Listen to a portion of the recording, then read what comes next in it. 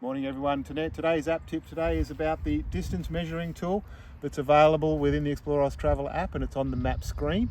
I'll show you how it works right here. The ruler itself, or the distance measuring tool, is up here. It may be not there if you have the GPS lock turned on. So the first trick to getting the ruler on is to not be in GPS lock mode. And GPS lock mode is when that is orange. It basically means that our position is locked to the GPS coordinate of where we are. To use the measuring tool, you turn the GPS lock off. The measuring tool will appear up there.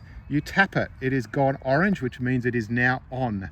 So as you start tapping the map, you get these little black dots, and a little line appears between each of these black dots, and it gives you the distance up here that is the distance along that line. So if I jump all over the screen, it'll get longer and longer and longer. You can tap them to turn them off again. It's not that easy, but you can turn them off again if you're trying to draw. If you just want to start again, just tap on the ruler and tap it again and it resets. So to just do a quick tap like that, tap it, turn it on, tap it, turn it off, and it'll reset. There is one other little feature that's in it. If you've happened to want to save this particular line for any reason, you can hit save and it'll create a track log based on that particular line for use that you can look at later.